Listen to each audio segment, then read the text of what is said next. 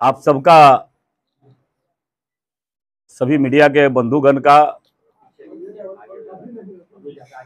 आप सबका हृदय से अभिनंदन है।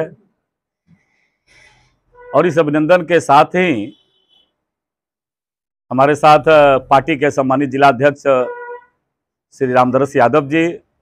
हमारे साथ नगर परिषद के उपाध्यक्ष श्री रामानंद शाह जी और सभी प्रिंट मीडिया और इलेक्ट्रॉनिक मीडिया के आए हुए बंधुगण। हम सबको पता है कि केंद्र के यशस्वी प्रधानमंत्री नरेंद्र भाई मोदी जी के कार्यकाल में देश की आधारभूत संरचनाओं के विकास सहित विशेष करके साहेबगंज जिला, जो देश के अत्यंत पिछड़े जिले में है, उस क्षेत्र विशेष में लगातार विकास की कई योजनाओं का सूत्रण और क्रियान्वयन हुआ है और जिसके माध्यम से आज साहेबगंज जिला विकास के रास्ते विगत 9 वर्षों के शासन काल में केंद्र के प्रधानमंत्री आदरणीय श्री नरेंद्र भाई मोदी जी के शासनकाल और राज्य के डबल इंजन की सरकार के नेतृत्वकर्ता पूर्व मुख्यमंत्री श्री रघुवर दास जी के शासनकाल में अनेक योजनाओं का सूत्रण इस जिले में हुआ है।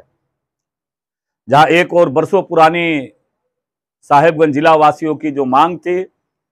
संथालपरना का आर्थिक प्रवेश द्वार के रूप में स्थापित साहेबगंज मनिहारी गंगा पुल, जो 2200 करोड़ की लागत से, जिसका निर्माण कार्य बहुत तेजी से चल रहा है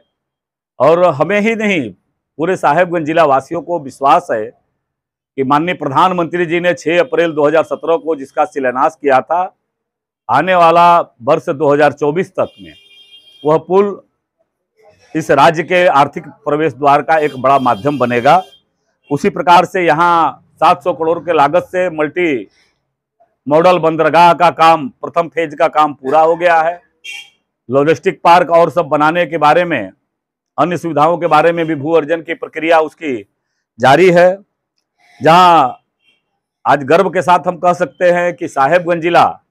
झारखंड का एकमात्र टाटा के बाद, टाटा के कुछ हिस्से छोड़ दिया जाए तो साहेबगंज जिला आज 200 करोड़ के लागत से, साहेबगंज में 136 करोड़ और राजमहल में 54 करोड़ के लागत से सीवरेज का निर्माण कार्य, साहेबगंज का तो लगभग निर्माण कार्य पूरा हो चुका है, राजमहल का निर्माण कार्य 54 करोड़ के लागत से चल रहा है। उसी प्रकार से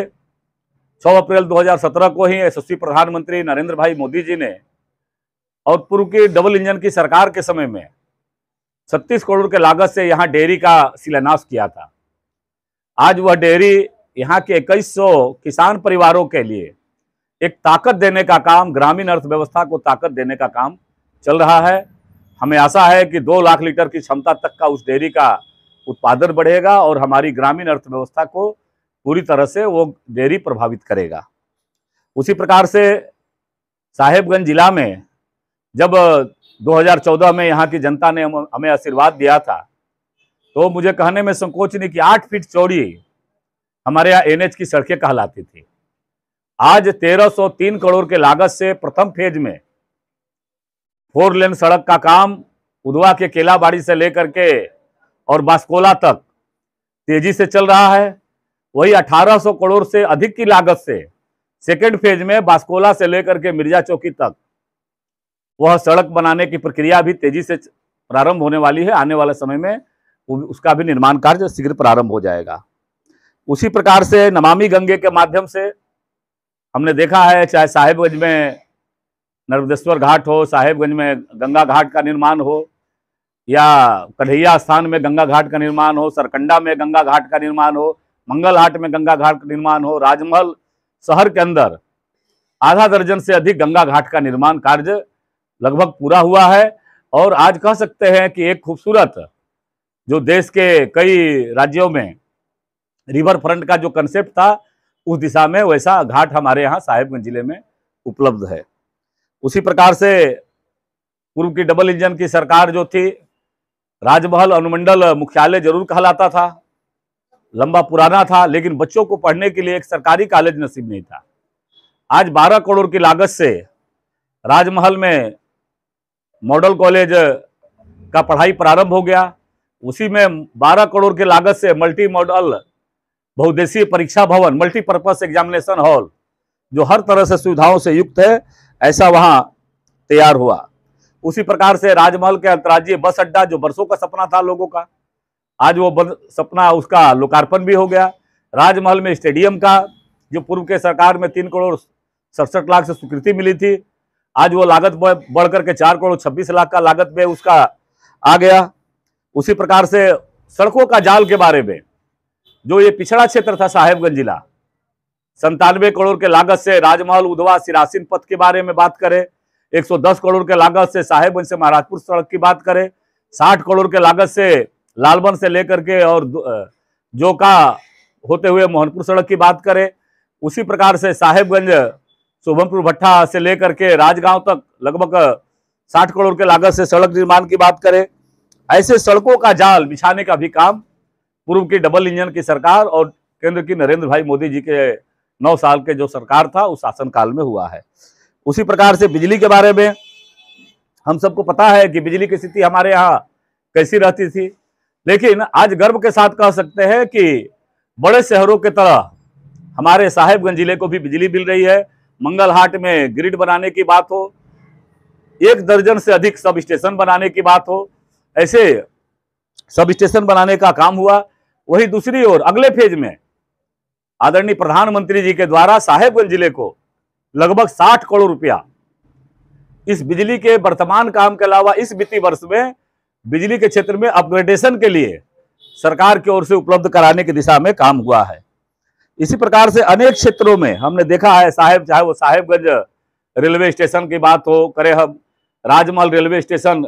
का अमृत भारत योजना के साथ जोड़ने की बात हो, रेल लाइन का विद्युतीकरण करने का बात हो, लूप लाइन का चाहे दोहरीकरण करने की बात हो। इसी प्रकार से 15वें वित्त आयोग के माध्यम से जहां साहेबगंज शहर में लगभग 20 करोड़ के आसपास यहाँ के शहरी सुविधा उपलब्ध कराने की दिशा में राशि की उपलब्धता की बात हो,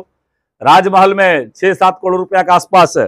उपलब्धता कराने की बात हो, ऐसी अनेक योजनाओं का, ऐसी दर्जनों योजनाएं जो यहाँ के लोगों का जीवन बदल सकती है, ऐसे संरचनाएं ये 9 वर्षों का नरेंद्र भाई मोदी जी के शासनकाल में और पूर्व की डबल इंजन की सरकार रघुवर दास जी की सरकार के माध्यम से ये चीजें उपलब्ध हो पाई है।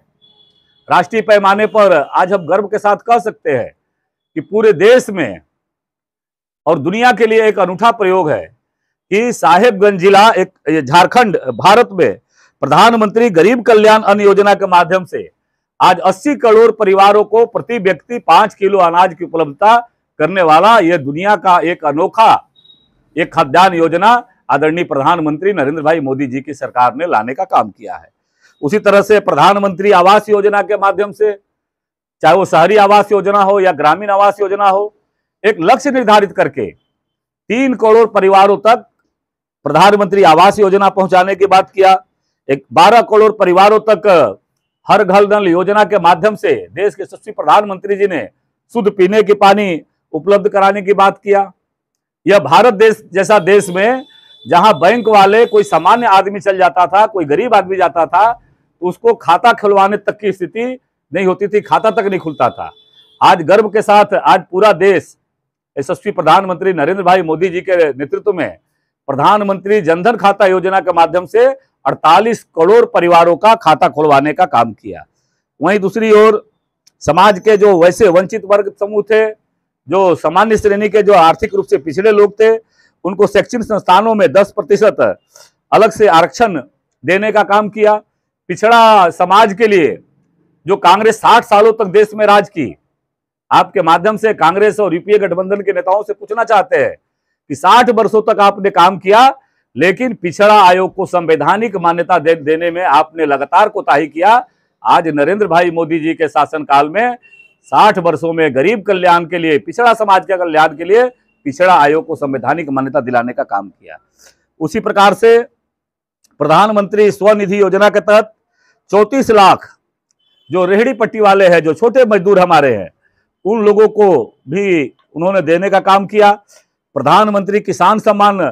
किसान योजना के तहत देश के 12 करोड़ किसानों को सालाना 28-26 हजार 6,000 रुपया प्रधानमंत्री जी ने किसान सम्मान निधि के माध्यम से उनको पहुंचाने का काम किया। लेकिन आज राज्य की यूपीए सरकार के द्वारा लगातार उसका जो डिजिटल पोर्टल है उसके साथ यहाँ के किसानों का उस पोर्टल में गड़बड़ी किया जा रहा है, ताकि जिसके कारण से उन किसानों तक लाभ नहीं पहुंच पा रहा है। उसी प्रकार से किसान क्रेडिट कार्ड के माध्यम से 4 करोड़ किसानों को 4,70,00,000 रुपए का ऋण की व्यवस्था उन्होंने किया। कृषि सिंचाई योजना के माध्यम से प्रधानमंत्री किसान सिंचाई योजना के माध्यम से 57 लाख किसानों को उन्होंने उससे लाभान्वित देने का काम किया। और आज नारी सशक्तिकरण दिशा का एक सबसे जीवंत उदाहरण है कि भारत में पहली बार प्रति 1,000 पुरुषों की अपेक्षा 1,020 महिलाएं अनुपातिक तरीके से आज उसका आंकड़ा आया है। उसी प्रकार से उज्ज्वला योजना के माध्यम से 9.5 करोड़ परिवारों को एलपीजी कनेक्शन निःशुल्क उपलब्ध कराने का काम देश के यशस्वी प्रधानमंत्री नरेंद्र भाई मोदी जी ने किया है। उसी प्रकार स्वच्छ भारत मिशन के माध्यम से 12 करोड़ परिवारों को उन्होंने शौचालय, घरों में शौचालय बना करके देने का काम किया। प्रधानमंत्री स्टैंड अप इंडिया के माध्यम से 81% महिलाएं उसके लाभार्थी है। मुद्रा योजना के माध्यम से 27 करोड़ महिलाएं उसकी लाभार्थी है। प्रधानमंत्री मातृबंधन योजना के माध्यम से 3 करोड़ महिलाओं को सहायता मिला है। उसी प्रकार से मध्यम वर्ग जो समाज का है, वो मध्यम वर्ग के जीवन में भी उनका भी जीवन आसान बनाने की दिशा में नरेंद्र भाई मोदी जी की सरकार ने अनेक बदलाव किया है। आप सबों के माध्यम से आज भारत दुनिया का सबसे तेजी से और बढ़ती से उभरता हुआ 5वीं अर्थव्यवस्था के रूप में स्थापित हुआ है। जब कोविड का संकट आया था तो कोविड के संकट में वंदे भारत मिशन के माध्यम से 2,97,00,000 भारतीयों को वापसी करने की दिशा में काम हुआ। यूक्रेन और रसिया के यमन के समय में 27 करोड़ से ज्यादा भारतीयों को वापस लाने की दिशा में वंदे भारत मिशन के तहत उन्होंने काम किया। आज धारा 370, हम जब छात्र राजनीति में थे तो हम लोग एक नारा लगाते थे, धारा 370 का कानून पीता है भारत का खून। आज किसी ने सपने में भी नहीं सोचा था कि देश में एक ऐसा समय आएगा कि जब धारा 370 जैसा कानून वो देश से समाप्त होगा। और आज निश्चित रूप से यशस्वी प्रधानमंत्री नरेंद्र भाई मोदी जी ने धारा 370 का कानून समाप्त करके और आतंकी हमलों में भी कमी आई है और भारत की एकात्मता की दिशा में उन्होंने काम किया है। हमारे विरोधी हमारे बारे में बोलते थे, अक्सर एक बात कहते थे, और ये विरोधी हमारे कहते थे हमारे बारे में कि ये डिजिटल इंडिया, ये मोदी जी क्या बात करते हैं। कांग्रेस के एक प्रधानमंत्री जी हुआ करते थे और वो प्रधानमंत्री जी हमेशा कहते थे कि मैं 1 रुपया दिल्ली से भेजता हूं तो घिसते घिसते 15 पैसा गांव तक पहुंचता है। आज मोदी जी के समय का भारत है, डिजिटल इंडिया का भारत है। एक खोमचे पर भी जाएंगे आप, एक चाय दुकान पर भी जाएंगे, एक सब्जी दुकान पर भी जाएंगे तो पूरा देश का जनमानस आज डिजिटल इंडिया के माध्यम से खुद को जोड़ने का काम किया है। और न केवल जोड़ा है, उससे लेन देन और कारोबार करने वाला दुनिया का सब अधिक आबादी वाला सबसे बड़ा देश के रूप में आज स्थापित हो गया है। उसी प्रकार से हम सब देखे हैं कि किस प्रकार से राष्ट्रीय राजमार्गों में 208% का वृद्धि होकर के आज प्रत्येक दिन 12 किलोमीटर प्रत्येक दिन के हिसाब से आज सड़कों का निर्माण हो रहा है। विश्व स्तर का वंदे भारत ट्रेन का निर्माण हो रहा है। हवाई अड्डा का संख्या जो आजादी के पहले कुल 74 थी, आज बढ़ करके 2014 के पहले 74 थी, आज बढ़ करके 148 हो गई है। तो बुनियादी जो ढांचे हैं भारत के, उस दिशा में भी नरेंद्र मोदी जी की सरकार ने नया प्रयास किया है। सांस्कृतिक विरासत जो था हमारा, गौरवपूर्ण जो विरासत था भारत का, जो सत्तारूढ़ दल थे, जो यूपीए के लोग थे, कांग्रेस के लोग थे, आप आजादी के समय से का इतिहास उठा करके हम जब देखेंगे तो किस प्रकार से देश की सत्ता के ऊपर जो लोग स्थापित थे, वह सांस्कृतिक हमारे गौरव के जो प्रतीक थे, जो मान बिंदु के प्रतीक थे, उन मान बिंदु को अपमानित करने का काम किया। आज नरेंद्र भाई मोदी जी के समय का भारत है। इस 9 वर्षों के समय में जहां एक और जो हमारे विरोधी जब कहते थे कि बीजेपी के लोग, आरएसएस के लोग, बजरंग दल के लोग, विहिप के लोग, ये सब लोग कहते थे कि मंदिर वहीं बनाएंगे, तारीख नहीं बताएंगे। आज देश का यशस्वी प्रधानमंत्री नरेंद्र भाई मोदी जी ने सबको साथ लेकर के माननीय उच्च न्यायालय के निर्णय के आलोक में और भव्य राम मंदिर का जहां भूमि पूजन करके उसका काम करने का प्रारंभ हुआ, आज अयोध्या जी में भव्य राम मंदिर का निर्माण तेजी से हो रहा है। काशी विश्वनाथ कॉरिडोर जो हमारे गौरव गाथा का प्रतीक था, आज काशी विश्वनाथ कॉरिडोर लोकार्पित हो गया है। उसी प्रकार से महाकाल कॉरिडोर लोकार्पित हो गया है। सोमनाथ मंदिर का जीर्णोद्धार, बाबा केदारनाथ धाम मंदिर का जीर्णोद्धार, जो हमारे आदिवासी स्वतंत्रता सेनानी है धरती आबा भगवान बिरसा मुंडा की जन्म जयंती को जनजाति गौरव दिवस के रूप में पूरे देश में स्थापित करने का काम किया। आजादी के 70